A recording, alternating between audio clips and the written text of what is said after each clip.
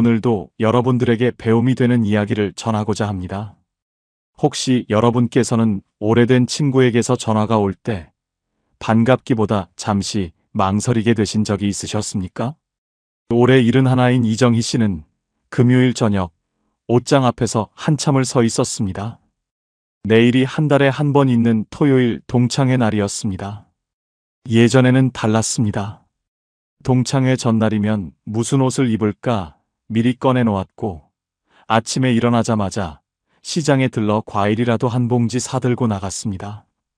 만나면 반갑고 헤어지면 아쉽고 집에 돌아와서도 그 여운이 며칠은 갔습니다. 그런데 언제부터였는지 정확히 기억나지 않습니다. 동창회 전날이면 설렘 대신 한숨이 먼저 나오기 시작했습니다. 옷장을 열어도 손이 가지 않았습니다. 너무 꾸미면 또 누군가 한마디 할 것 같고 편하게 입으면 요즘 많이 힘들어 보인다는 말이 돌아올 것 같았습니다. 그 저녁 휴대폰에는 동창 단톡방 알림이 계속 올라오고 있었습니다. 내일 다 오는 거지? 이번에는 빠지는 사람 없었으면 좋겠다. 정희야, 너도 오지? 정희 씨는 화면을 보다가 휴대폰을 뒤집어 놓았습니다. 이상했습니다. 그 사람들이 싫은 것은 아니었습니다. 미운 것도 아니었습니다. 그런데 이름이 뜨는 것만으로도 피곤했습니다. 대답을 해야 한다는 것만으로도 마음이 무거웠습니다. 가기 싫었습니다. 솔직하게 말하면 가기 싫었습니다. 그런데 안 가면 다음날 전화가 올 것입니다. 정희야, 너 왜 안 왔어? 무슨 일 있어? 걱정인 듯 하면서 빠진 이유를 묻는 전화. 그 전화가 싫어서 그 뒤에 오갈 말들이 부담스러워서 결국 매번 나갔습니다. 여러분은 어떠셨습니까? 모임 날짜가 다가오면 설렘보다 피곤함이 먼저 찾아오는 사람이 있으셨습니까? 끊기엔 세월이 아깝고 계속 보기엔 버거운 사람. 그 사이 어딘가에서 마음을 쓰며 살아오신 적이 있으셨습니까? 그날 밤 정희 씨는 이불을 끌어올리며 혼자 생각했습니다. 40년을 웃고 울며 함께 지내온 사이인데 왜 나는 그 사람들 앞에 서는 것이 점점 버거워지는 것일까? 내가 변한 것일까? 그 사람들이 변한 것일까? 아니면 우리 사이에 있던 무언가가 조용히 닳아버린 것일까? 정희 씨는 그때까지도 몰랐습니다. 그것이 자신만의 문제가 아니라는 것을. 사람이 싫어진 것이 아니라 오랫동안 사람을 품고 살아온 사람들이 나이 들며 한 번쯤 겪게 되는 자연스러운 마음이라는 것을. 정희 씨만 그런 것이 아니었습니다. 나이가 들면서 사람이 버거워지는 마음, 그것은 생각보다 많은 분들이 조용히 안고 살아가는 감정입니다. 하지만 처음부터 그랬던 것은 아닙니다. 정희 씨에게도 친구가 삶의 전부이던 시절이 있었습니다. 그때 정희 씨를 살린 것이 동창 친구들이었습니다. 영자, 순이, 미경, 정숙. 고등학교 동창이었습니다. 졸업하고는 각자 시집가고 아이 낳고 바쁘게 살면서 연락이 끊겼었습니다. 그러다 30대 중반쯤 시장에서 영자 씨를 우연히 만났습니다. 어머, 정희 아니야? 반가워서 얼마나 얘기를 했는지 모릅니다. 영자 씨가 우리 동창들 몇 명이 매달 만나는데 너도 나와라고 했습니다. 그게 시작이었습니다. 처음에는 서너 명이었던 모임이 하나둘 늘어 8명이 되었고 누군가 우리 계도 하자고 했습니다. 매달 소정에 돈을 넣으면서 모임이 자동으로 이어졌습니다. 돈이 묶여 있으니 빠질 수도 없었고 빠지면 눈치가 보였습니다. 그렇게 모임은 습관이 되었습니다. 그때는 그게 좋았습니다. 아이 셋을 키우면서 남편은 새벽에 나가 밤에 들어왔고 시어머니는 며느리가 뭘 해도 한마디씩 하셨고 하루가 끝나면 내 편이 아무도 없는 것 같았습니다.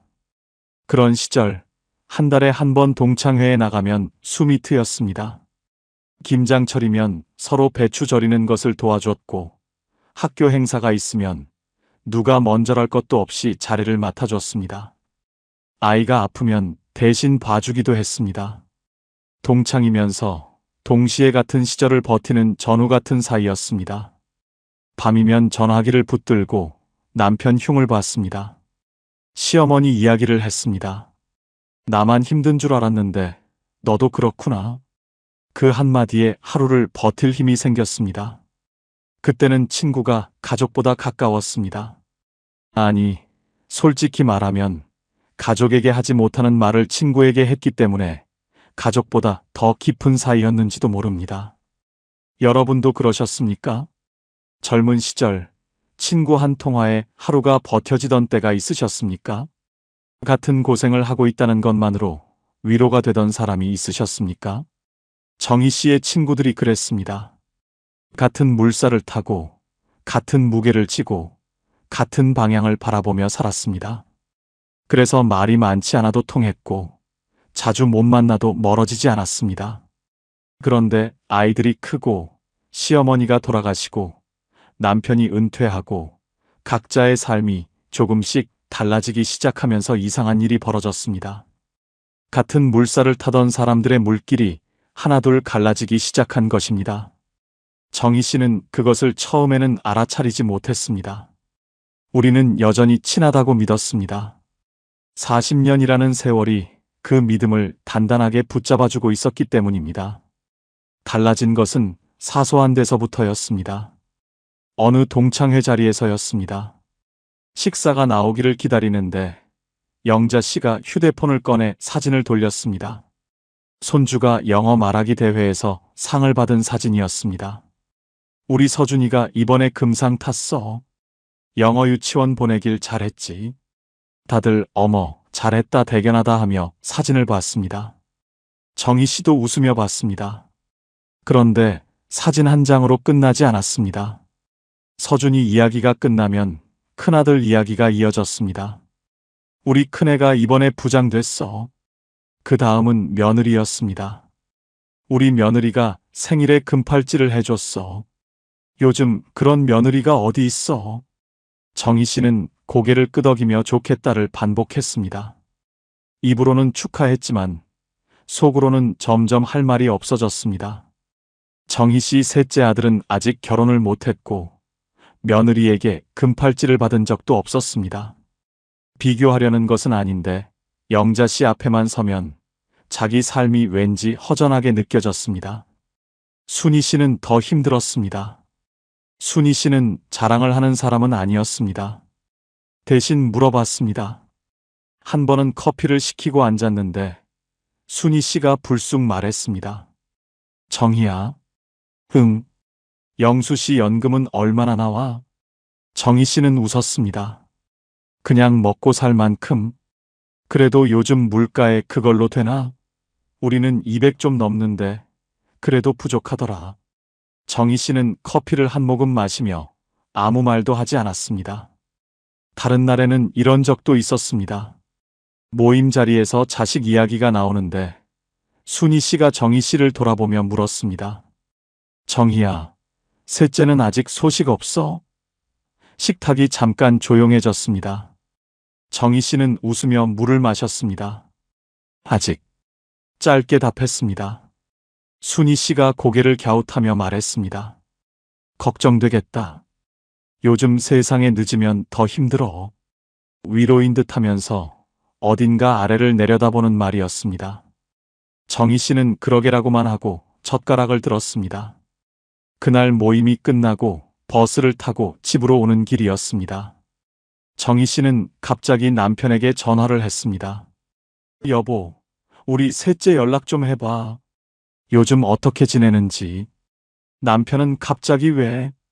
하고 물었습니다. 정희 씨는 대답하지 못했습니다. 순희 씨 말을 듣고 괜히 마음이 쓰인 것이었는데 그것을 말로 하기가 부끄러웠습니다. 집에 도착하자마자 괜히 남편에게 짜증을 냈습니다. 밥은 먹었어? 먹었어. 반찬은 뭐 먹었는데? 라면. 그러니까 맨날 내가 없으면 그 모양이야. 남편은 어리둥절한 표정으로 TV를 봤습니다. 정희 씨도 자기가 왜 짜증을 내는지 잘 몰랐습니다. 순희 씨 앞에만 서면 내 삶에서 부족한 것들이 자꾸 눈에 들어왔고 그 기분이 집까지 따라왔습니다. 미경 씨도 있었습니다. 미경 씨는 자리에 앉으면 늘 뉴스 이야기를 꺼냈습니다. 처음에는 그냥 들었습니다. 그런데 누군가 다른 의견을 내면 목소리가 높아졌고 한 번은 정희 씨가 조심스럽게 그래도 그쪽 말도 일리가 있지 않아? 했더니 미경 씨가 돌아보며 정희야, 너는 뉴스를 안 봐서 그래라고 했습니다. 식탁이 잠깐 조용해졌고 정희 씨는 웃으며 물잔을 들었습니다. 그 뒤로 미경 씨 앞에서는 아무 말도 하지 않게 되었습니다. 정희 씨는 이 친구들이 나쁜 사람이라고 생각하지 않았습니다.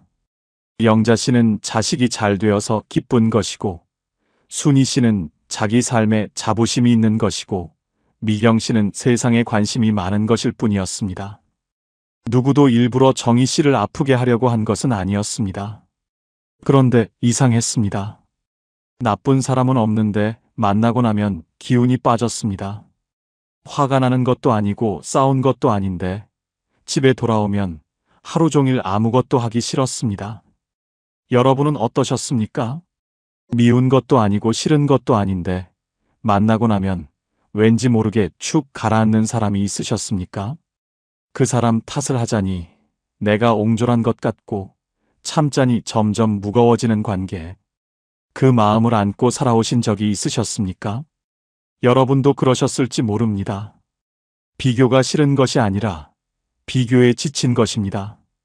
자랑이 밉지 않은데 듣고 나면 내 삶이 초라해 보이는 것이 힘든 것입니다.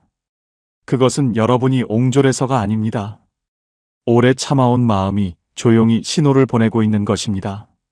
그런데 정희 씨에게는 자랑하는 친구보다, 비교하는 친구보다, 정치 이야기를 하는 친구보다 더 힘든 사람이 있었습니다.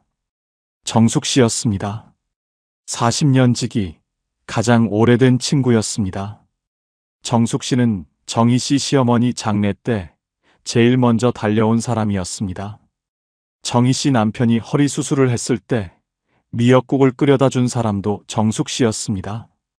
힘들 때마다 옆에 있어준 진심으로 고마운 친구였습니다.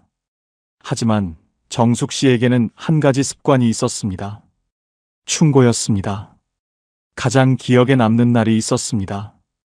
정희 씨가 요즘 잠이 잘 안 온다고 말한 날이었습니다. 정수가, 나 요즘 잠이 안 와. 새벽 서너 시에 눈이 떠지면 다시 못 자. 운동해. 낮에 좀 걸어.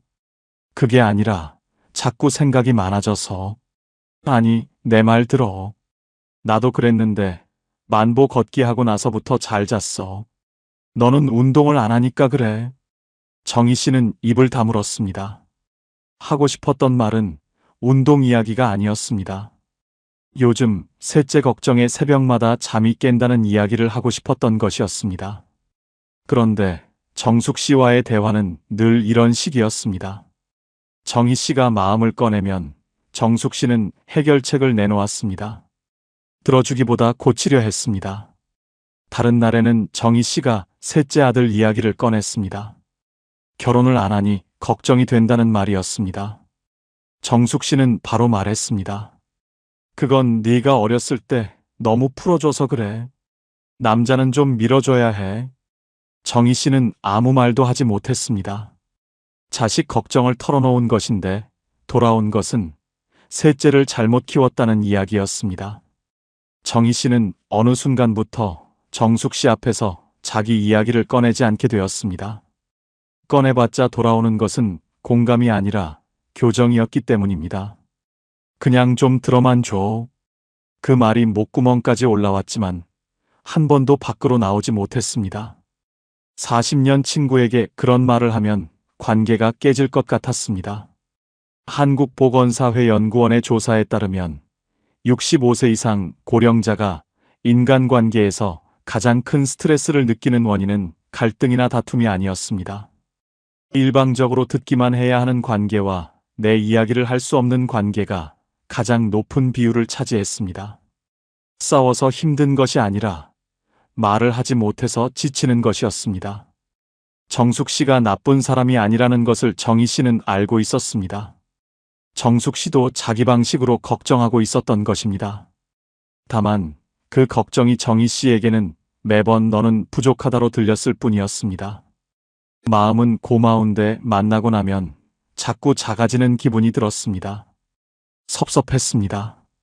40년을 함께한 사이인데 나는 이 사람에게 조언을 받아야 하는 사람이기만 한 것일까? 내 마음을 그냥 들어주는 친구가 단 한 명도 없는 것일까? 그 섭섭함은 말하지 못할수록 점점 커졌습니다. 여러분이라면 어떠셨겠습니까? 나를 걱정해주는 사람인데 만나고 나면 오히려 위축되는 친구. 고맙다고 해야 할 것 같은데 속으로는 점점 말문이 닫히는 관계. 그런 사이를 안고 살아오신 분이 계실 것입니다. 여러분만 그런 것이 아닙니다. 사람이 버거워지는 것은 정이 없어져서가 아닙니다. 오랫동안 사람 사이에서 참고 맞추고 웃어주며 살아온 사람일수록 어느 순간 조용히 지치는 것입니다. 그것은 차가워진 것이 아닙니다.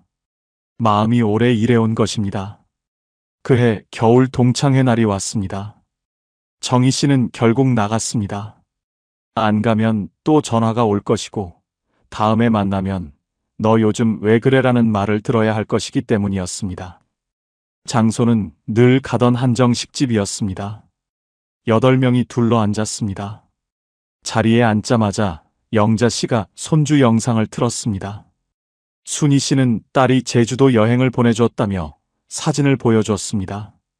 미경 씨는 어김없이 뉴스 이야기를 시작했고 정숙 씨는 겨울 건강관리에 대해 한마디씩 덧붙였습니다.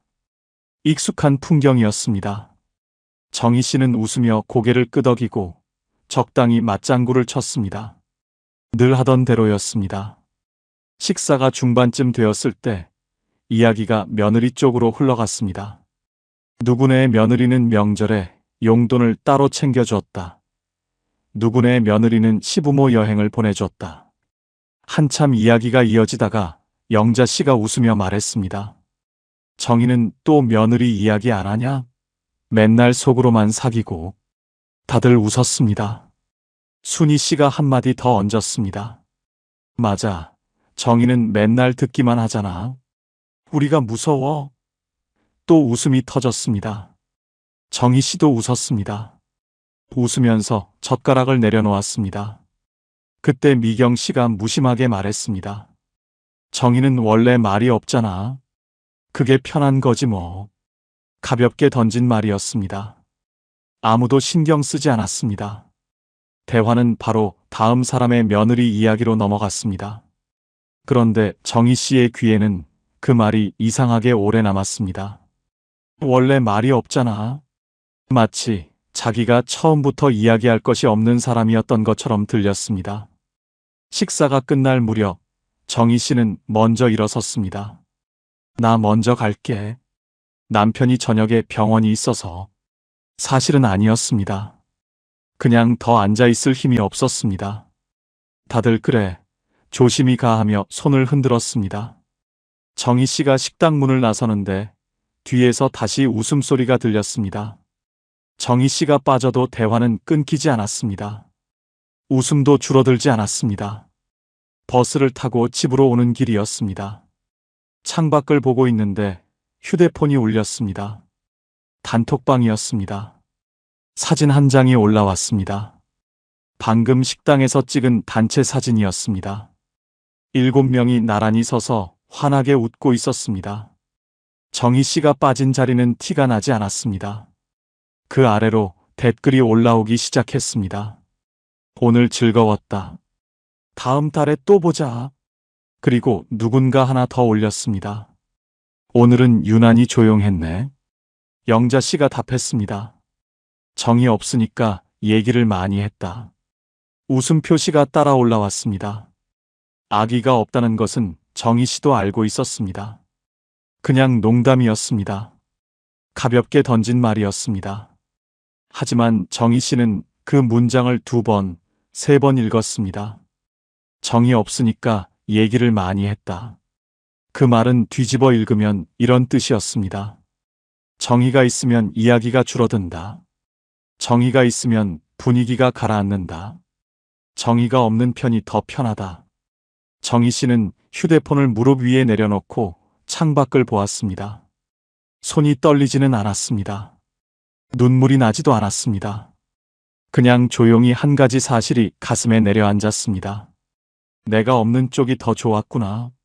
그 사람들에게 나는 있어도 되고 없어도 되는 사람이 아니라 없는 편이 나은 사람이었구나.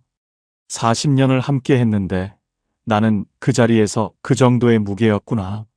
집에 도착했습니다. 남편 영수 씨가 거실에서 TV를 보고 있었습니다. 정희 씨가 현관문을 열고 들어서자 영수 씨가 돌아보며 한마디 했습니다. 오늘도 피곤해 보이네. 정희 씨는 신발을 벗으며 한참 서 있었습니다. 그날 밤 잠이 오지 않았습니다. 단체 사진 속 7명의 얼굴이 자꾸 떠올랐습니다. 그리고 그 사이에서 없어도 티나지 않았던 자기 자리가 떠올랐습니다. 여러분이라면 어떠셨겠습니까? 오래된 모임에서 내가 빠져도 아무 문제 없다는 것을 알게 된 적이 있으셨습니까? 단체 사진에 내가 없는데 아무도 아쉬워하지 않는 것을 본 적이 있으셨습니까? 그 순간의 서늘함을 아시는 분이 계실 것입니다. 다음 날 아침 정희 씨는 부엌에서 커피를 타다가 혼자 중얼거렸습니다. 아니야. 아무도 듣지 않았지만 소리내어 말했습니다. 내가 그 정도밖에 안 되는 사람은 아니야. 정희 씨는 자기 자신을 부정하고 싶었습니다. 어젯밤 느꼈던 감정, 단체 사진을 보며 느꼈던 그 서늘함. 그것은 내가 너무 예민해서 그런 것이라고 생각하고 싶었습니다. 40년 친구들인데 설마 나를 그렇게까지 가볍게 여겼겠느냐고. 원래 사진 하나에 그렇게 마음 쓰는 것이 아니라고. 며칠 동안 정희 씨는 그렇게 스스로를 달랬습니다. 내가 너무 예민한 것이다. 내가 나이 들어서 까칠해진 것이다. 사람이 원래 다 그런 것이다. 그 말을 반복하면서 아무 일도 없었던 것처럼 지내려 했습니다. 다음 주에 영자 씨에게서 전화가 왔습니다. 정희야, 다음 달 모임 장소 바꿀까 하는데 너는 어때? 평범한 전화였습니다. 정희 씨는 밝은 목소리로 어디든 좋아라고 답했습니다. 전화를 끊고 나서 스스로에게 말했습니다. 봐, 괜찮잖아. 영자도 나한테 전화하잖아. 내가 너무 생각이 많았던 것이다. 하지만 밤이 되면 달랐습니다. 이불 속에서 그 단톡방 사진이 자꾸 떠올랐습니다. 정이 없으니까 얘기를 많이 했다. 그 문장이 불을 끄면 돌아왔습니다. 아니야, 농담이야. 원래 그런 거야. 그렇게 눌러도 마음 한쪽에서 조용히 올라오는 것이 있었습니다. 정말 농담이기만 한 걸까? 며칠 뒤 안방 장롱을 정리하다가 오래된 사진첩 하나가 나왔습니다. 30대 시절 동창회 사진이었습니다. 8명이 분식집 앞에서 찍은 사진. 다들 젊었습니다. 파마머리에 꽃무늬 블라우스를 입고 서로 어깨를 잡고 웃고 있었습니다. 정희 씨도 한가운데에서 환하게 웃고 있었습니다. 그때는 진짜 좋았습니다. 만나면 반갑고 헤어지면 아쉽고 서로가 서로에게 힘이 되던 시절이었습니다. 정희 씨는 사진을 한참 보다가 조용히 덮었습니다. 그때의 우리와 지금의 우리 사이에 40년이라는 시간이 흘러 있었습니다. 그런데 부정은 오래가지 못했습니다. 일주일쯤 지난 어느 오후 설거지를 하다가 문득 예전 기억 하나가 떠올랐습니다. 물줄기를 멍하니 보고 있는데 갑자기 아무 맥락 없이 3, 4년 전 동창회 자리가 눈앞에 펼쳐졌습니다. 3, 4년 전 동창회 자리였습니다. 그날 정희 씨는 며느리 이야기를 했습니다. 며느리가 명절에 안 왔다는 이야기였습니다. 아들만 왔어. 며느리는 친정에 갔대. 정희 씨는 그 이야기를 꽤 길게 했습니다. 속상했으니까요. 그런데 그때 맞은편에 앉아있던 영자 씨의 표정이 떠올랐습니다. 고개를 끄덕이고는 있었는데 눈이 조금 멀어져 있었습니다. 다른 친구 하나는 휴대폰을 보고 있었습니다. 정희 씨는 그때 그 표정을 신경 쓰지 않았습니다. 하지만 지금 생각해보니 그들도 지쳐 있었던 것 같았습니다. 또 하나가 떠올랐습니다. 정희 씨는 만날 때마다 건강 이야기를 했습니다. 무릎이 아프다, 혈압이 높다, 잠이 안 온다. 한 번은 정숙 씨가 조심스럽게 말했습니다. 정희야, 너 요즘 좀 많이 아프다. 병원 제대로 다녀. 그때 정희 씨는 내 몸은 내가 알아라며 기분 나빠했습니다. 하지만 지금 돌이켜보면 정숙 씨도 매번 같은 건강 이야기를 듣는 것이 힘들었을 수 있었습니다. 그때 정숙 씨의 충고가 걱정이었는지 피로였는지 정희 씨는 구분하지 못했습니다. 그제야 정희 씨는 알게 되었습니다. 영자 씨가 자랑을 하고 순희 씨가 비교를 하고 미경 씨가 정치 이야기를 하고 정숙 씨가 충고를 했듯이 정희 씨 자신도 며느리 이야기를, 자식 걱정을, 건강 타령을 반복하고 있었다는 것을. 모두가 같은 일을 하고 있었습니다. 아무도 상대의 이야기를 듣고 싶어서 만난 것이 아니었습니다. 모두 자기 이야기를 하고 싶어서 만났고, 자기 마음을 알아주길 바라면서 만났고, 각자의 외로움을 안고 그 자리에 앉아 있었던 것입니다. 나쁜 사람은 아무도 없었습니다. 다만 모두가 지쳐 있었습니다. 젊었을 때는 서로가 기댈 자리가 되어줄 수 있었습니다. 같은 고생을 하고 있었으니까요. 하지만 나이가 들면서 짐의 모양이 달라졌습니다. 서로의 무게를 이해하기가 점점 어려워졌습니다. 누구의 잘못도 아니었습니다. 다만 모두가 자기 삶을 버티느라 상대를 돌볼 여유가 없었을 뿐이었습니다. 서울대학교 심리학과 연구팀의 조사에 따르면 60대 이후 인간관계 만족도가 떨어지는 가장 큰 원인은 관계의 단절이 아니라 일방적 소통의 반복이었습니다. 서로의 이야기를 듣는 것이 아니라 각자의 이야기를 쏟아내는 관계. 그런 관계가 오래될수록 만남 이후의 피로감이 커진다는 결과였습니다. 여러분도 한번 돌이켜보신 적이 있으셨습니까? 내가 힘들어했던 만큼 상대도 나 때문에 힘들었을지 모릅니다. 내가 듣기 싫었던 만큼 상대도 내 이야기가 버거웠을지 모릅니다. 그것을 인정하는 것은 부끄러운 일이 아닙니다. 오히려 그것을 알게 된 순간이 관계를 새로 바라보는 시작이 됩니다. 정희 씨만 그런 것이 아닙니다. 여러분도 그러셨을지 모릅니다. 그래서 지금 사람이 버겁다고 느끼시는 여러분은 나쁜 사람이 아닙니다.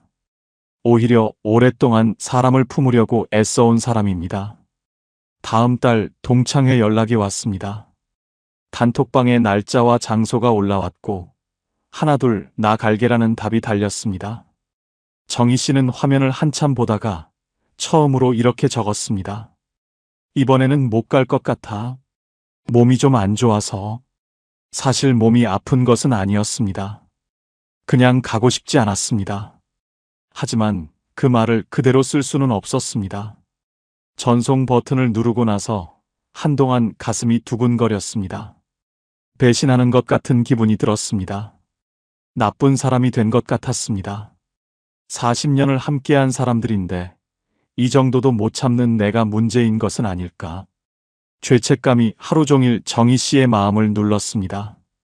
그런데 이상한 일이 벌어졌습니다.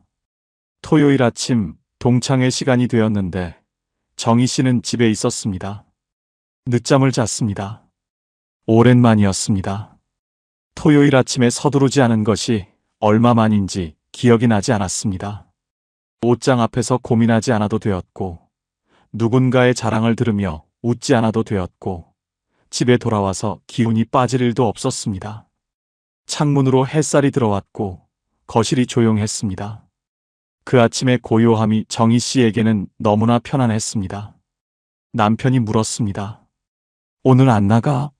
응, 안 나가. 남편은 아무 말 없이 고개를 끄덕이더니 그럼 같이 시장이나 갈까 했습니다. 두 사람은 동네 시장에 나갔습니다. 급한 것 없이 천천히 걸었습니다. 제철 딸기를 사고 떡집에서 송편을 하나씩 집어먹고 돌아오는 길에 공원 벤치에 나란히 앉아 자판기 커피를 마셨습니다. 대단한 일이 아니었습니다. 하지만 정희 씨는 오랜만에 하루가 가볍다는 것을 느꼈습니다. 그 다음 달에도 동창회에 나가지 않았습니다. 그 다음 달에도요. 전화가 왔습니다. 요즘 왜 안 나와? 몸이 좀 안 좋아서. 같은 핑계를 반복했습니다.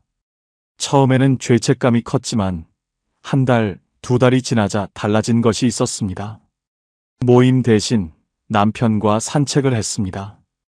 혼자 복지관 서예반에 다니기 시작했습니다. 오후에는 집에서 좋아하는 라디오를 틀어놓고 책을 읽었습니다. 돈도 덜 나갔습니다. 모임에 나갈 때마다 교통비, 식사비, 경조사비로 빠져나가던 돈이 줄었습니다. 마음도 줄었습니다.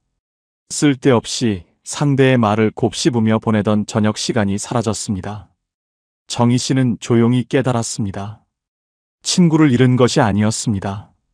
피로를 잃은 것이었습니다. 여러분이라면 어떠셨겠습니까? 사람을 줄이면 외로워질 줄 알았는데 오히려 마음이 편해진 경험이 있으셨습니까? 모임을 빠지고 나서야 비로소 내 하루가 돌아온 적이 있으셨습니까? 그런 경험을 하고도 왠지 미안하셨다면 여러분은 그만큼 오래 사람을 품고 살아오신 분입니다. 미안해하실 필요 없습니다. 여러분은 충분히 오래 애써 오셨습니다. 복지관 서예반에 다니기 시작한 지 2달쯤 되었을 때였습니다. 처음에는 어색했습니다. 모르는 사람들 사이에 앉아 있는 것이 불편했습니다. 동창회 친구들처럼 40년을 함께한 사이도 아닌데 여기서 또 새로운 관계를 만들어야 하는 것인가? 그 생각에 며칠은 가기 싫었습니다. 그런데 서예반 사람들은 달랐습니다. 아무도 자식 자랑을 하지 않았습니다. 아무도 연금이 얼마인지 묻지 않았습니다. 정치 이야기를 꺼내는 사람도 없었습니다. 수업이 끝나면 복도에서 차를 한 잔 마시며 오늘 쓴 글씨가 어땠는지, 붓이 잘 안 맞는다는 이야기를 했습니다. 가벼웠습니다. 그리고 가볍다는 것이 이렇게 편안한 것인지 정희 씨는 처음 알았습니다. 그 무렵 옆자리에 앉은 윤정숙 여사와 이야기를 하게 되었습니다. 76이셨는데 늘 조용하고 표정이 편안한 분이었습니다. 어느 날 수업이 끝나고 복도에서 차를 마시는데 윤 여사가 정희 씨를 보며 말했습니다. 이 선생님은 요즘 표정이 좋아지셨어요. 정희 씨는 웃으며 그래요? 하고 넘겼습니다. 윤 여사가 차를 한 모금 마시고 말을 이었습니다. 저도 예전에 모임이 5개였어요. 동창회, 성당 모임, 산악회, 계모임, 봉사 모임. 달력에 빈 날이 없었어요. 바쁘니까 외롭지 않은 줄 알았는데 바빠서 외로운 거였어요. 정희 씨가 고개를 끄덕였습니다. 윤 여사가 이어서 말했습니다. 70 넘고 나서 하나씩 빠졌더니 지금은 여기 서예반하고 성당 미사만 남았어요. 정희 씨가 조심스럽게 물었습니다. 외롭지 않으세요? 윤 여사는 웃었습니다. 그리고 정희 씨가 오랫동안 잊지 못할 말을 했습니다. 노후는 사람을 늘리는 시기가 아니라 삶을 깊게 하는 시기예요. 사람이 줄어드는 게 외로운 거라고 생각했는데 줄이고 나니까 비로소 내 하루가 보이더라고요. 관계도 다이어트가 필요한 거예요. 몸에 안 맞는 옷을 억지로 입으면 하루 종일 불편하잖아요. 사람도 마찬가지예요. 정희 씨는 아무 말도 하지 못했습니다. 그 말이 너무 정확했기 때문입니다. 정희 씨가 40년 동안 입고 있던 관계는 더 이상 몸에 맞지 않는 옷이었습니다. 벗어야 한다는 것을 알면서도 오래 입어서 정이 들어 벗지 못하고 있었던 것이었습니다. 윤 여사가 한 가지 더 말했습니다. 그리고 한 가지 더요. 관계를 줄인다고 나쁜 사람이 되는 게 아니에요. 오히려 남은 관계를 더 소중하게 대할 수 있게 되는 거예요. 저도 처음에는 미안했어요.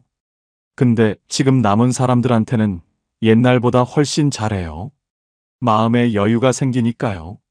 정희 씨는 그날 집에 돌아와서 남편 영수 씨에게 말했습니다. 여보, 나 복지관에서 좋은 분 만났어. 영수 씨가 물었습니다. 어떤 분? 정희 씨가 잠시 생각하다가 말했습니다. 함께 있으면 편한 분. 영수 씨가 웃었습니다. 그런 사람이 제일 좋은 거지. 여러분의 곁에도 그런 분이 계십니까? 함께 있으면 편하고 헤어지면 개운한 사람. 말을 많이 하지 않아도 불편하지 않은 사람. 만나고 돌아와도 기운이 빠지지 않는 사람. 그런 사람이 한 명이라도 계시다면 여러분의 노후는 이미 충분합니다. 정희 씨가 40년 동안 붙잡고 있던 관계를 놓았을 때 찾아온 것은 외로움이 아니라 고요함이었습니다. 그리고 그 고요함 속에서 비로소 자기 하루가 돌아왔습니다. 아침에 눈을 뜨면 오늘 누구를 만나야 하는지 걱정하지 않아도 되었습니다. 누구의 자랑을 들으며 웃지 않아도 되었고, 누구의 충고에 고개를 끄덕이지 않아도 되었습니다.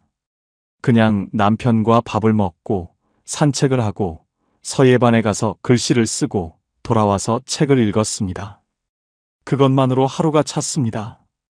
통계청 사회조사에 따르면 65세 이상 고령자의 절반 이상이 만나는 사람의 수보다 만남의 질이 행복에 더 큰 영향을 준다고 답했습니다.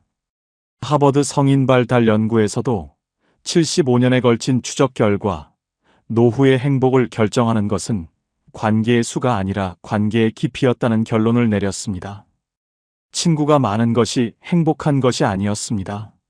함께 있어도 기운이 빠지지 않는 사람, 말을 하지 않아도 불편하지 않은 사람, 내 이야기를 들어주고 자기 이야기도 적당히 하는 사람. 그런 사람이 한두 명만 있어도 충분했습니다. 정희 씨는 71에 처음 알았습니다. 나이 들수록 친구가 줄어드는 것은 실패가 아니었습니다. 세월이 관계를 걸러주는 과정이었습니다. 남는 사람은 남고 흩어지는 사람은 흩어지고 그 가운데서 정말 편한 사람만 곁에 남는 것. 그것이 자연스러운 일이었습니다. 젊을 때는 사람을 넓혀야 했습니다. 넓혀야 살아남았습니다. 아이를 맡길 사람, 정보를 나눌 사람, 외로움을 달래줄 사람. 그때는 관계가 많을수록 든든했습니다. 하지만 노후는 달랐습니다. 노후는 사람을 넓히는 시기가 아니라 삶을 깊게 하는 시기였습니다. 혼자 앉아 차를 마시는 시간, 남편과 말없이 걷는 산책길, 아무도 나를 평가하지 않는 조용한 오후. 그런 시간이 쌓일수록 정희 씨는 자기 자신이 돌아오는 것을 느꼈습니다. 지금 정희 씨의 곁에는 남편 영수 씨가 있습니다. 복지관에서 만난 윤 여사가 있습니다. 그리고 가끔 전화하는 오래된 친구 한 명이 있습니다. 예전처럼 8명이 둘러앉는 자리는 없어졌지만 셋이면 충분했습니다. 많지 않아도 괜찮았습니다. 함께 있으면 조용하고 헤어지면 개운하고 다음에 또 보고 싶은 사람. 그런 사람이면 되었습니다. 여러분에게도 말씀드리고 싶습니다. 여러분은 차가워진 것이 아닙니다. 사람이 싫어진 것도 아닙니다. 오랫동안 사람을 품고 맞추고 참고 웃어주며 살아오셨기 때문에 이제 무엇이 나를 지치게 하는지 알게 되신 것입니다. 그것은 결함이 아니라 나이가 주는 지혜입니다. 친구가 줄어드는 것이 두려우실 필요 없습니다. 모임에 안 나간다고 나쁜 사람이 되는 것이 아닙니다. 전화를 덜 받는다고 정이 없는 것이 아닙니다. 여러분은 이미 충분히 오래, 충분히 많이 사람을 위해 애써 오셨습니다. 남은 시간만큼은 조금 더 편한 사람 곁에서 조금 덜 애쓰며 살아도 됩니다. 줄어든 자리에 외로움이 찾아오는 것이 아닙니다. 줄어든 자리에 비로소 여러분 자신이 돌아오는 것입니다. 그 자격이 여러분에게는 충분합니다.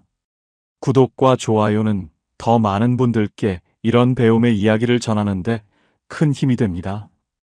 다음에도 여러분의 삶에 작은 울림이 되는 이야기로 찾아뵙겠습니다. 감사합니다. 오늘도 여러분들에게 배움이 되는 이야기를 전하고자 합니다. 사람은 2번 죽는다고 합니다. 한 번은 숨을 거둘 때, 그리고 또 한 번은 아직 살아있는데도 자식의 마음속에서 더 이상 부모가 아니라 남겨질 재산이 되는 순간입니다. 명절이었습니다. 저는 주방에서 설거지를 하고 있었고, 거실에서는 딸과 사위, 아들이 텔레비전을 보며 도란도란 이야기를 나누고 있었습니다. 물소리 사이로 익숙한 웃음소리가 섞여 들어왔습니다. 다들 모여있는 명절, 저는 그 소리가 참 좋았습니다. 엄마, 그 집은 나중에 어떻게 하실 거예요? 처음엔 그냥 걱정하는 말인 줄 알았습니다. 아들이 제 노후를 신경 써주는 거라고 그렇게 생각했습니다. 그리고 며칠 뒤 딸이 지나가듯 말했습니다. 엄마, 요즘은 미리 증여하면 세금도 훨씬 줄어든대요. 사돈댁도 그렇게 하셨다던데. 이 말도 걱정처럼 들렸습니다. 그날도 그랬습니다. 설거지를 하다 물을 잠그는 순간이었습니다. 텔레비전 소리가 잠깐 잦아든 틈이었을까요? 거실 쪽에서 낯익은 목소리가 들렸습니다. 나중에는, 저는 처음에는 무슨 말인지 알아듣지 못했습니다. 물소리가 아직 완전히 멈추지 않았기 때문이었는지도 모릅니다. 그런데 곧이어 이런 말이 이어졌습니다. 어차피. 그 한 단어가 들리는 순간 손에 들고 있던 접시가 미끄러졌습니다. 다행히 개수대 안으로 떨어져 깨지지는 않았습니다. 그런데 이상하게도 주방 안에는 접시가 떨어지는 소리보다 제 심장이 뛰는 소리가 더 크게 들렸습니다. 숨을 들이마셨는데도 숨이 차올랐습니다. 갑자기 제가 서 있는 이 집이 낯선 집처럼 느껴졌습니다. 불과 몇 초 전까지만 해도 평생을 살아온 제 집이었는데 그 순간 처음으로 이런 생각이 들었습니다. 이 집이 언제부터 내 집이 아니라 누군가의 계산 속에 들어가 있었던 걸까? 부모는 유산을 남긴다고 생각합니다. 하지만 어떤 자식은 부모가 살아있는 동안부터 이미 유산을 계산하기 시작합니다. 혹시 여러분도 자녀에게서 나중에 미리 어차피 이런 말을 들어보신 적이 있으십니까? 오늘 이야기는 그 말 한마디가 왜 부모의 마음을 무너뜨리는지에 대한 이야기입니다. 그리고 오늘 영상을 끝까지 보시면 왜 부모가 가장 많이 후회하는 말이 미리 줄 것이 아니라 너무 일찍 줬다였는지 그 이유를 알게 되실 겁니다. 그날 밤 저는 이불을 덮고 누워서도 같은 말만 되풀이했습니다. 아니야. 내가 잘못 들은 거야. 우리 애들이 그럴 리 없어. 명절 다음 날 아침 냉장고를 정리하다가 손주가 먹다 남긴 반찬통을 발견했습니다. 제가 새벽부터 무릎을 꿇고 앉아 만든 잡채였습니다. 절반도 넘게 남아 있었고 이미 냄새가 살짝 변해 있었습니다. 저는 잠시 그걸 들여다보다가 이내 고개를 저었습니다. 애들 입맛이 바뀌었나 보다. 그렇게 넘겼습니다. 그때는 그게 아무것도 아니라고 생각했습니다. 그러다 문득 오래전 일이 떠올랐습니다. 아들이 대학 등록금을 내야 하던 해였습니다. 통장 잔고를 몇 번이고 들여다봤지만 돈은 모자랐습니다. 결국 결혼하고 10년 동안 한 번도 깨지 않았던 적금을 해지했습니다. 그래도 부족한 돈은 새벽 시장에 나가 채소를 떼다 팔아 조금씩 보탰습니다. 겨울 새벽 손이 얼어 감각이 없어질 때도 있었지만 아들 등록금 봉투를 채워야 한다는 생각에 추운 줄도 몰랐습니다. 은행 직원이 정말 다 해지하시겠습니까? 하고 물었을 때 저는 웃으며 대답했습니다. 아들 등록금인데요. 그날 저녁 아들은 제 손을 꼭 잡고 이렇게 말했습니다. 고마워요, 엄마. 그 한마디에 저는 통장이 텅 빈 것이 아니라 세상을 다 가진 것 같았습니다. 딸이 결혼하던 날도 다르지 않았습니다. 예단비와 예물비를 준비하면서 저는 몇 해 동안 부어온 갯돈을 헐었습니다. 딸이 웨딩드레스를 입고 제 앞에서 빙그르르 돌던 순간 그 얼굴 하나로 통장 잔고 따위는 아무렇지도 않아졌습니다. 딸은 제 손을 잡고 말했습니다. 엄마, 나중에 내가 다 갚을게. 저는 웃으며 고개를 저었습니다. 그런 말 하지 마. 엄마가 해주고 싶어서 하는 거야. 아들 부부가 전세를 구할 때는 더 큰 돈이 필요했습니다. 노후 자금으로 모아두었던 예금을 깨야 했고, 그날 밤 저는 남편 사진 앞에 앉아 혼잣말을 했습니다. 여보, 이렇게 하는 게 맞겠지? 대답은 돌아오지 않았지만 저는 그게 맞는 일이라고 믿었습니다. 며느리는 그 돈을 받던 날 제 손을 붙잡고 눈물을 글썽였습니다. 어머니, 이 은혜 잊지 않을게요. 저는 그 말 한마디로 허리에 파스를 붙여가며 모은 돈이 하나도 아깝지 않았습니다. 손주가 태어난 뒤로는 주말마다 반찬을 싸들고 아들 집으로 갔습니다. 손주가 열이 났던 어느 겨울밤에는 병원 응급실에서 뜬 눈으로 밤을 새우기도 했습니다. 다음 날 무릎이 퉁퉁 부었지만 손주가 제 품에서 새근새근 잠든 얼굴을 보면 그 정도는 아무것도 아니었습니다. 여러분도 혹시 자식을 위해 오래 부어온 적금을 깨보신 적이 있으십니까? 그런데 그 말은 언제부터 저의 기억 속에서만 남게 되었을까요? 며칠 뒤, 저는 경로당에서 오랜 친구 영자를 만났습니다. 제 얘기를 듣던 영자가 젓가락을 내려놓으며 말했습니다. 너 너무 준다. 저는 웃으며 손사래를 쳤습니다. 괜찮아. 내 새끼들인데 뭘. 영자는 고개를 저었습니다. 나중에 후회한다. 나도 그렇게 다 퍼주고 지금 뭐가 남았는지 아니? 우리 애들은 안 그래. 저는 단호하게 말했습니다. 영자는 더 말을 잇지 않았습니다. 다만 저를 물끄러미 바라보던 그 눈빛이 이상하게 오래도록 마음에 남았습니다. 집으로 돌아오는 길, 저는 몇 번이나 스스로에게 되뇌었습니다. 우리 애들은 다르다. 그럴 리 없다. 그날 밤도 저는 오랫동안 잠들지 못했습니다. 한 번 마음속에 들어온 의심은 아침이 되어도 쉽게 사라지지 않았습니다. 그리고 저는 며칠 뒤 정말 듣고 싶지 않았던 두 번째 말을 듣게 됩니다. 전화가 온 건 화요일 저녁이었습니다. 아들이었습니다. 평소보다 목소리가 차분했습니다. 엄마, 저번에 세무사한테 물어봤는데요. 지금처럼 두면 나중에 상속세가 꽤 많이 나온대요. 저는 설거지를 하다 말고 수화기를 고쳐 잡았습니다. 그래서 그냥 명의를 같이 해두면 그런 게 좀 줄어든다고 하더라고요. 어려운 것도 아니고 서류만 몇 개 준비하면 된대요. 목소리는 다정했습니다. 걱정하는 말투였습니다. 저는 생각해 볼게 하고 전화를 끊었습니다. 그런데 이상하게도 전화를 끊고 난 뒤 손이 허전했습니다. 며칠 뒤 우편함을 열었다가 저는 조금 놀랐습니다. 재산세 고지서가 이미 뜯겨 있었습니다. 아들이 지난 주말에 왔다 가면서 대신 가져갔다고 했습니다. 엄마 번거로우실까봐 제가 미리 확인해 봤어요. 그 말에 저는 고맙다고 했습니다. 그런데 그 종이를 다시 받아드는 손이 왠지 제 것이 아닌 것 같았습니다. 또 어느 날은 딸이 집에 왔다가 제 도장함을 열어본 적이 있었습니다.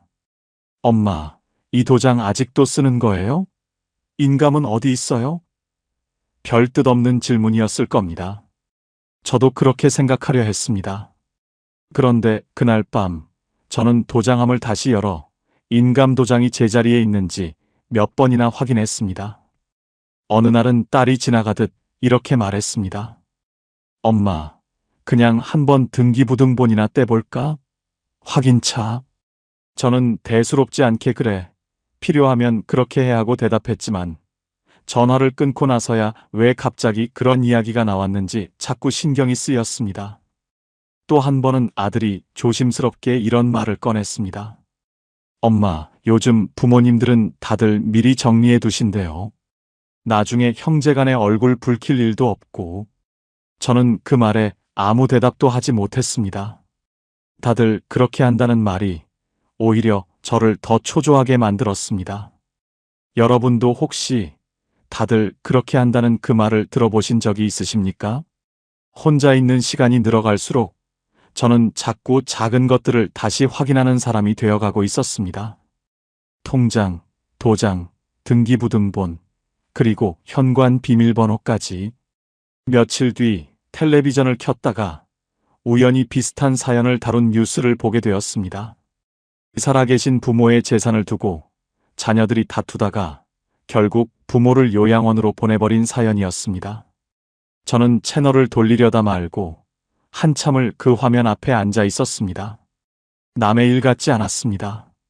김형석 교수는 사랑은 주는 것으로 완성되지 않으며 존중이 함께 있어야 오래간다고 말했습니다.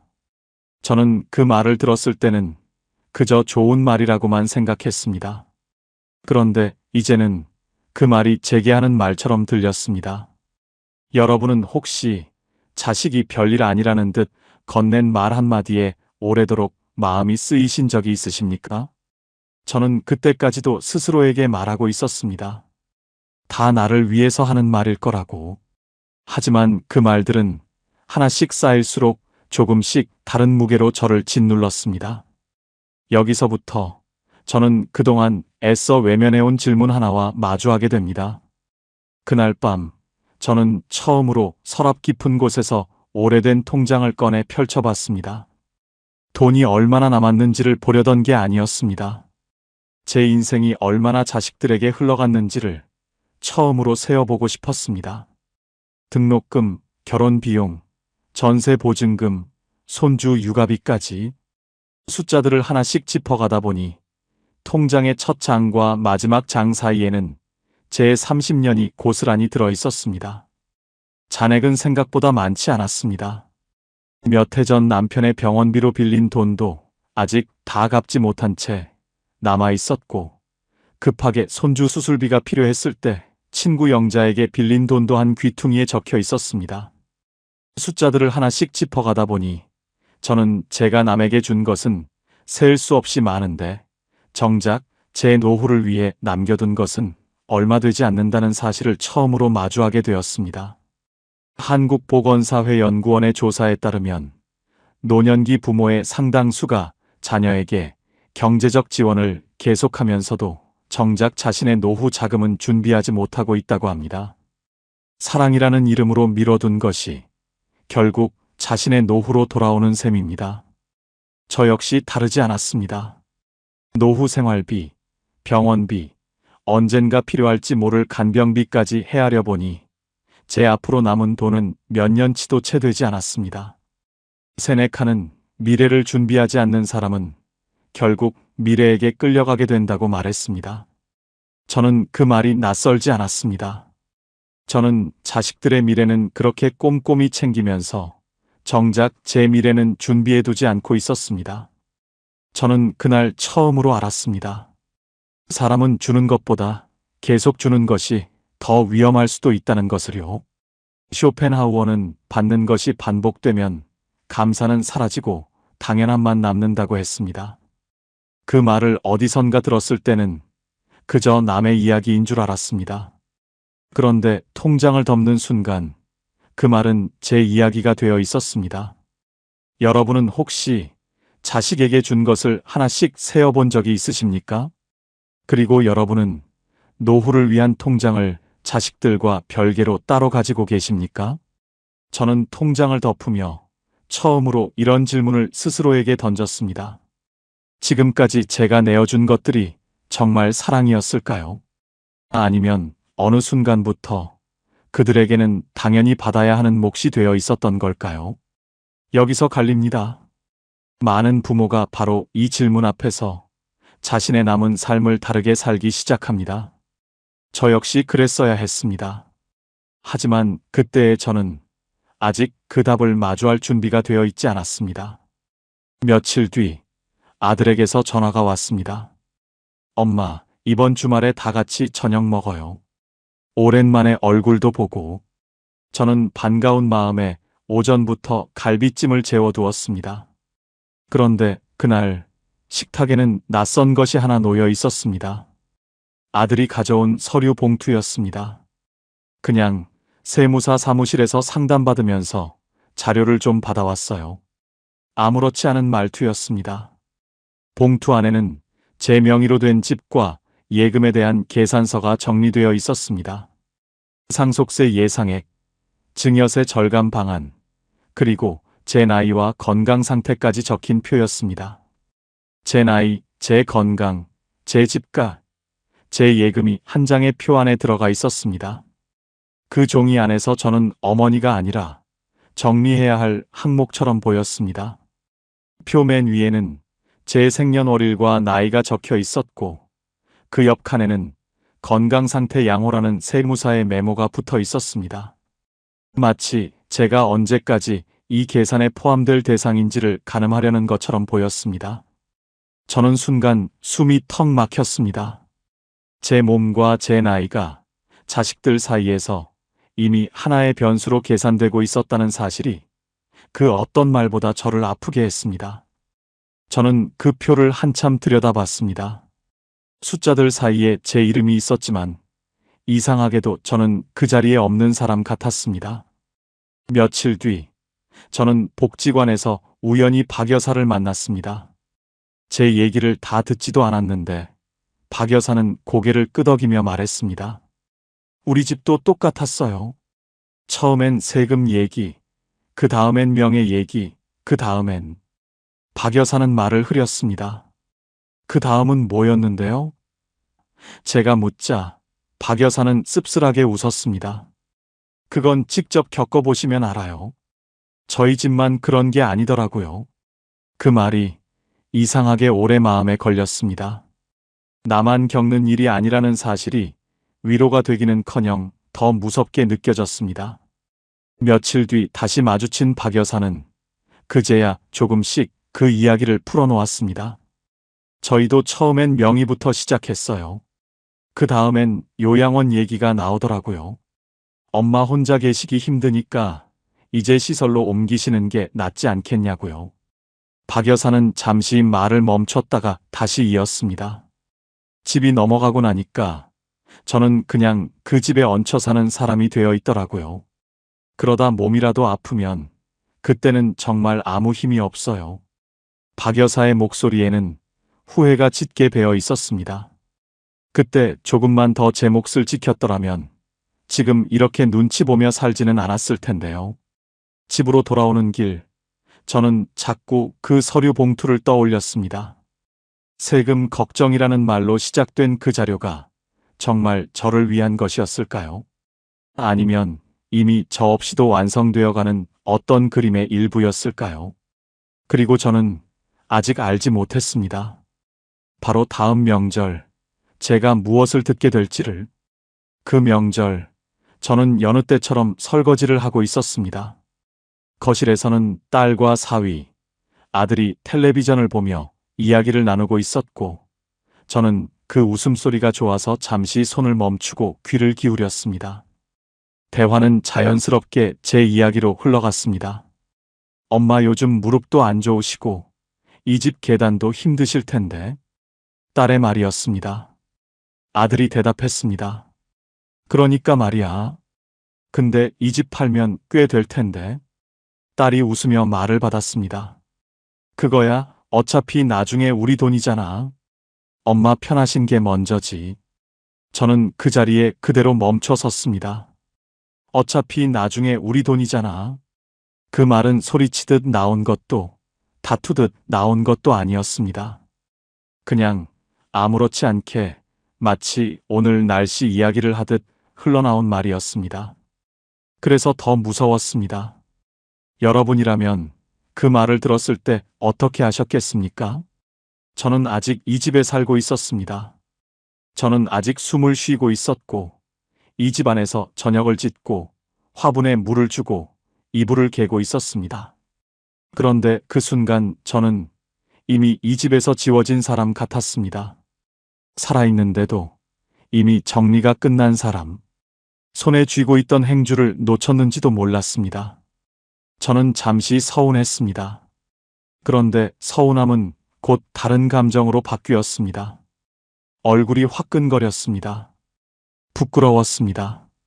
제가 낳고 키운 자식들 앞에서 저는 처음으로 물건이 된 것 같은 기분을 느꼈습니다. 그리고 그 부끄러움 뒤에는 이제껏 한 번도 느껴본 적 없는 감정이 따라왔습니다. 화가 났습니다. 제 30년이 제 무릎과 제 허리와 제 통장이 흘러간 그 세월이 그저 어차피 나중에 올 돈으로 정리되고 있다는 사실에 저는 행주를 다시 집어들고 아무 일도 없다는 듯 그릇을 마저 닦았습니다. 하지만 그날 이후로 저는 더 이상 예전의 저로 돌아갈 수 없다는 것을 알았습니다. 그날 저는 한참 동안 그 자리에서 그릇만 닦았습니다. 눈물은 나지 않았습니다. 여러분, 사람은 정말 무서운 말을 들으면 울지 않습니다. 오히려 아무 말도 하지 못합니다. 그 순간 저는 처음으로 이 집의 주인이 누구인지를 다시 생각하기 시작했습니다. 명절이 끝나고도 며칠 동안 저는 그 말을 쉽게 지우지 못했습니다. 화가 가라앉았다고 해서 마음이 편해진 것은 아니었습니다. 오히려 밤이 되면 그 말이 더 선명하게 떠올랐습니다. 어차피 나중에 우리 돈이잖아.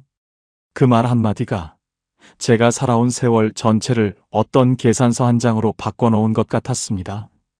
저는 이 감정을 어떻게 정리해야 할지 몰라 며칠 뒤 다시 복지관을 찾았습니다.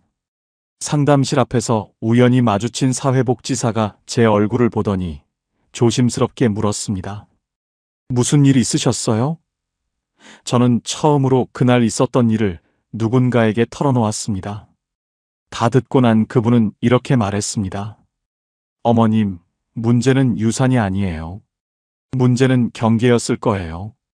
그 말이 이상하게 제 마음에 딱 맞아떨어졌습니다. 김형석 교수는 사랑에는 반드시 경계가 있어야 한다고 말했습니다. 경계 없는 사랑은 결국 존중을 잃는다고. 저는 그동안 경계 없이 다 내어주는 것이 사랑인 줄 알았습니다. 그런데 어쩌면 제가 스스로 지켜야 할 선을 지우면서 자식들에게도 그 선이 없어져도 되는 것처럼 가르쳐온 건 아니었을까요? 생각해보면 저는 단 한 번도 자식들에게 이만큼만 하자고 말한 적이 없었습니다. 늘 제가 먼저 더 주겠다고 나섰고 자식들이 미안해하면 오히려 제가 괜찮다고 다독였습니다. 그렇게 저는 스스로 제 몫과 자식의 몫 사이에 있던 경계선을 하나씩 지워온 셈이었습니다.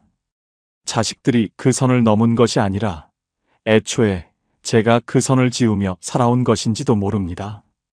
저는 자식들이 나쁜 사람이라고 생각하지 않습니다. 아마 그 아이들도 제가 늘 그래왔듯이 받는 것에 익숙해져서 그것이 당연한 줄 알게 된 것뿐일 겁니다. 하지만 그렇다고 해서 제가 계속 그 자리에서 지워진 채로 살아야 하는 것은 아니었습니다. 다산 정약용은 자식을 사랑하지 말라는 사람이 아니었습니다. 오히려 누구보다 가족을 사랑했던 사람이었습니다.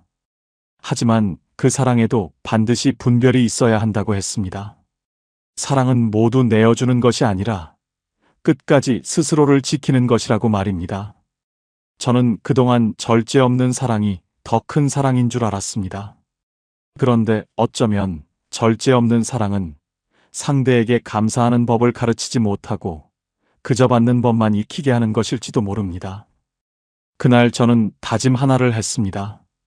이 집은, 그리고 제 통장은 제가 살아있는 동안에는 여전히 제 것이라는 것. 언젠가 물려주더라도 그것은 제가 선택할 몫이지 누군가 미리 정해놓을 몫이 아니라는 것. 용서가 되었다는 뜻은 아니었습니다. 마음이 다 풀렸다는 것도 아니었습니다. 다만 저는 이제부터 무엇을 다르게 해야 할지 처음으로 조금씩 알 것 같았습니다. 며칠 뒤 저는 처음으로 혼자 법무사 사무실을 찾아갔습니다. 아들이 가져다 준 서류가 아니라 제가 직접 물어보고 싶었습니다. 지금 명의를 그대로 두면 정말 안 되는 건가요? 법무사는 차분히 설명해 주었습니다. 세금은 조금 더 나올 수 있지만 지금 당장 무언가를 넘겨야 할 이유는 전혀 없다고 했습니다. 저는 그 말을 듣고서야 그동안 제가 얼마나 서두르라는 말에 떠밀리고 있었는지를 깨달았습니다. 집으로 돌아오는 내내 저는 이 말을 어떻게 꺼내야 할지 몇 번이고 속으로 연습했습니다. 아직은 하고 싶지 않아. 조금 더 생각해보고 싶어. 문장을 몇 번이나 바꿔가며 되뇌었지만 정작 아들에게서 전화가 왔을 때는 손끝이 떨렸습니다. 집으로 돌아온 저녁, 아들에게서 전화가 왔습니다. 엄마, 지난번에 드린 서류 좀 보셨어요? 저희가 도장 받으러 갈까요? 저는 잠시 숨을 고르고 말했습니다. 아니, 아직은 안 할 거야. 지금은 그냥 이대로 두고 싶어. 전화기 너머로 짧은 침묵이 흘렀습니다. 왜요, 갑자기? 아들의 목소리에는 서운함이 묻어 있었습니다. 저는 예전 같았으면 미안한 마음에 말을 돌렸을 겁니다. 하지만 그날은 그러지 않았습니다. 엄마도 아직 살아있잖아. 살아있는 동안은 이건 여전히 엄마 몫이야. 말을 하고 나서도 손이 떨렸습니다. 전화기 너머 아들은 한동안 아무 말도 하지 않았습니다. 그 침묵이 유난히 길게 느껴졌습니다. 전화를 끊고 나서 저는 한참을 그 자리에 앉아 있었습니다. 혹시 아들의 마음을 다치게 한 건 아닐까? 너무 매정하게 군 것은 아닐까? 죄책감이 밀려왔습니다. 하지만 이상하게 마음 한구석은 오랜만에 조용했습니다. 관계에 끌려가는 부모와 관계를 지켜내는 부모는 바로 이런 순간에 갈립니다. 저는 그동안 자식이 서운해할까봐 먼저 손을 놓아버리는 쪽이었습니다. 그날 처음으로 저는 서운함을 감수하고서라도 제 자리를 지키는 쪽을 택했습니다. 전화를 끊고 나서 저는 오랜만에 도장함을 열어 인감 도장을 손에 쥐어봤습니다. 그것은 여전히 제 것이었습니다. 그리고 저는 그것이 언제까지고 제 것으로 남아 있어야 한다는 걸 이제는 알고 있었습니다. 그 통화 이후로 아이들의 태도에도 조금씩 변화가 생기기 시작했습니다. 아이들이 갑자기 다정해진 것은 아니었습니다. 오히려 처음에는 어색했고 며칠은 연락이 뜸했습니다. 아들도 딸도 전화를 걸었다가도 할 말을 찾지 못하는 눈치였습니다. 저 역시 그 침묵이 편하지만은 않았습니다. 하지만 이상하게도 저는 예전만큼 불안하지 않았습니다. 그러다 몇 주가 지난 어느 저녁 딸에게서 전화가 왔습니다. 용건은 없었습니다. 엄마, 별일 없으시죠? 그냥 그 말뿐이었습니다. 그 말이 낯설어서 저는 잠시 대답을 머뭇거렸습니다. 물론 완전히 달라진 건 아니었습니다. 얼마 전에는 아들이 지나가듯 그래도 나중엔 다시 얘기해봐요 하고 말끝을 흐린 적도 있었습니다. 예전 같았으면 저는 그 말에 마음이 쓰여 며칠을 뒤척였을 겁니다. 그런데 그날은 그저 그래, 나중에 하고 담담하게 넘어갈 수 있었습니다. 그 말에 흔들리지 않는 제 자신이 오히려 낯설었습니다. 며느리도 조금 달라졌습니다. 손주를 데리고 오면서 이제는 먼저 물었습니다. 어머니, 이번 주는 괜찮으세요? 무리하지 마세요. 예전 같으면 그냥 아이를 맡기고 가던 것과는 달랐습니다. 큰 변화는 아니었지만 저는 그 작은 물음 하나가 고마웠습니다. 하지만 저는 이제 압니다. 이 변화가 아이들이 갑자기 좋은 사람이 되어서 생긴 것은 아니라는 것을요. 아이들은 그저 제가 예전과 다르게 반응한다는 것을 눈치챘을 뿐입니다. 제가 더 이상 모든 것을 다 받아주는 사람이 아니라는 것을요. 정말로 달라진 것은 아이들이 아니라 저 자신이었습니다. 저는 더 이상 아이들의 말 한마디에 밤새 뒤척이지 않았습니다. 서운한 건 여전히 서운했습니다. 하지만 그 서운함이 저를 통째로 흔들지는 않았습니다. 저에게는 이제 아이들과 상관없이 지켜야 할 제 자리가 있었기 때문입니다. 완전히 편해졌다고는 말할 수 없습니다. 명절이 다가오면 여전히 마음 한구석이 조금 조심스럽습니다. 하지만 그 조심스러움 안에서도 저는 이제 전과 다른 사람이 되어 있었습니다. 시간이 지나고 나서야 저는 그날의 접시가 왜 그렇게 무겁게 느껴졌는지 알게 되었습니다. 그건 물건 하나가 미끄러진 소리가 아니었습니다.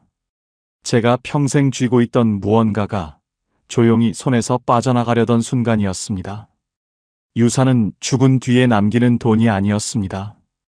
그것은 살아있는 동안 제가 저 자신으로 서 있을 수 있게 해주는 마지막 안전망이었습니다.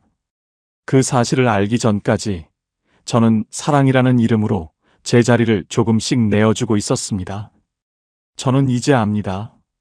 자식들에게 물려줘야 할 가장 큰 유산은 통장의 숫자가 아니라는 것을요. 끝까지 자신의 삶을 지켜낸 부모의 모습. 그것이야말로 자식이 가장 오래 기억하고 가장 깊이 존경하게 되는 유산이라는 것을요. 여러분은 어떻게 생각하십니까? 부모의 재산은 살아있는 동안 끝까지 부모가 지켜야 한다고 생각하십니까? 아니면 자식에게 미리 나누어 주는 것이 맞다고 생각하십니까? 그리고 여러분은 지금 여러분 자신의 노후보다 자식의 몫을 먼저 계산하고 계시지는 않으십니까? 자식이 달라지지 않아도 괜찮습니다. 중요한 건 여러분이 여러분 자신을 잃지 않는 것입니다. 사랑하되 매달리지 않고 서운함 속에서도 끝내 무너지지 않는 것. 그것이 노후의 존엄을 지키는 길입니다. 여러분의 사랑은 틀리지 않았습니다. 다만 이제는 그 사랑 안에 여러분 자신도 함께 넣어야 할 때입니다. 언젠가 우리 모두는 자식에게 무언가를 남기게 됩니다. 하지만 그 전에 꼭 남겨야 하는 것이 있습니다. 끝까지 존엄하게 살아가는 부모의 뒷모습입니다. 그 모습은 집보다 오래 남고 통장보다 오래 기억됩니다. 혹시 비슷한 일을 겪고 계시거나 이미 지나오셨다면 여러분의 이야기를 댓글로 나눠주세요. 같은 마음을 가진 분들과 함께 위로를 나누고 싶습니다. 구독과 좋아요는 더 많은 분들께 이런 배움의 이야기를 전하는데 큰 힘이 됩니다. 다음에도 여러분의 삶에 작은 울림이 되는 이야기로 찾아뵙겠습니다. 감사합니다.